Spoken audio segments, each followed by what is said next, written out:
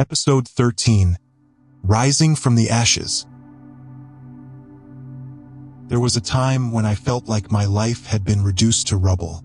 Everything I had built, dreams, relationships, goals, seemed to vanish overnight. I sat by the window for hours, watching leaves fall in the wind, wondering if I had any purpose left. One morning, I forced myself to stand. My legs trembled, as if they, too, had been broken. I whispered, "Lord, I don't know how to rebuild." But in that stillness, I sensed a gentle nudge inside. Begin with one brick. So I began collecting the pieces of my heart. I reached out to a friend I'd shut out, apologized for my bitterness, and admitted my fears. I returned to the small workshop where I used to paint, hesitantly at first, letting color spill across the canvas again. I started journaling, each page a testimony that my voice still mattered. Day by day, the foundation grew stronger. I realized that rebuilding wasn't about erasing the past. It was about laying each new stone on lessons learned from the ruins. Each apology, each brushstroke, each prayer became a brick of resilience. I found courage in admitting my weakness. I found hope in small successes, like finishing a painting or laughing with a friend. And I discovered that the Lord's strength is made perfect in our weakness. As I looked around at what had been restored, my heart swelled with gratitude. I understood finally that the ashes were not the end. They were the soil where new life could take root.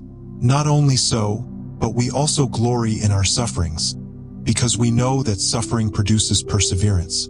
Perseverance, character, and character, hope.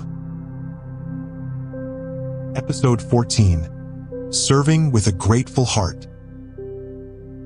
After I learned to stand again, a new longing took root inside me. A desire not only to be healed, but to help heal others. It began one Sunday when our small church organized a meal for the homeless. I volunteered hesitantly, unsure I could face the raw needs around me. That evening, I watched faces light up over simple bowls of soup. I saw mothers breathe easier knowing their children were fed. I heard laughter ripple through a room that knew too much sorrow. In their eyes, I saw reflections of my own brokenness, and I realized service is the bond that binds us together. Over the next weeks, I returned every chance I got, delivering groceries, listening to stories, praying beside hospital beds. I felt my own wounds shift from aching scars to compassion-fueled purpose. Serving humbled me. It taught me that gratitude isn't only for blessings received, but for the privilege of being used. My heart swelled each time I offered a simple prayer over trembling hands. Each time I shared a smile that said, "You are not alone." Through service, I grew more aware of Christ's own example, love in action, compassion without limit. And in giving, I discovered a deeper well of joy than any I had found in healing myself. Each of you should use whatever gift you have received to serve others, as faithful stewards of God's grace in its various forms. Episode 15. Restored through His grace. One afternoon, I found an old photograph of myself. Eyes downcast, shoulders hunched.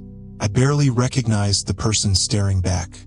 She looked defeated, as if life had written its grief on her face in permanent ink. I remembered those days.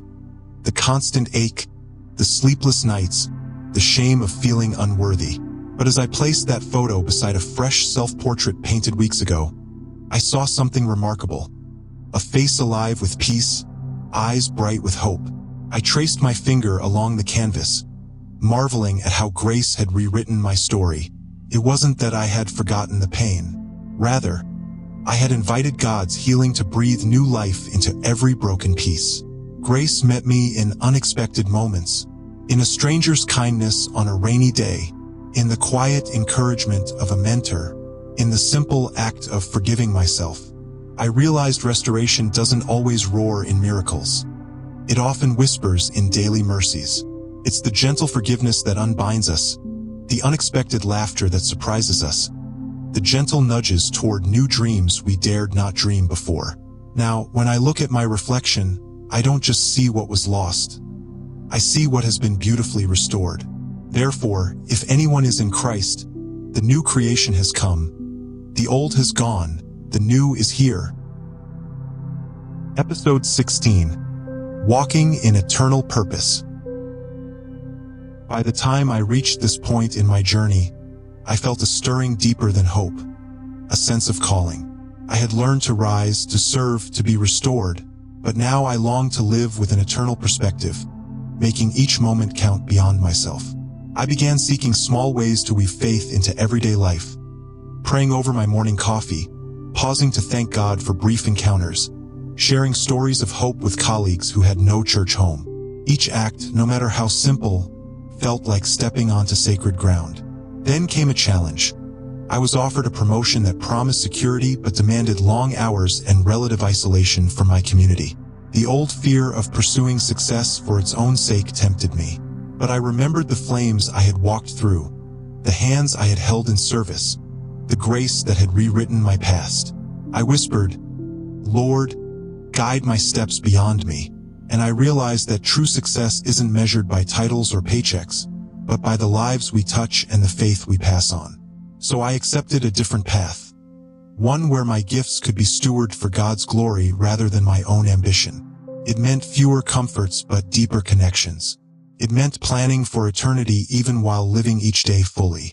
For we are God's handiwork, created in Christ Jesus to do good works, which God prepared in advance for us to do. And so I walk forward, no longer defined by closed doors, darkness, or past failures. I walk in the purpose God crafted long before I ever knocked.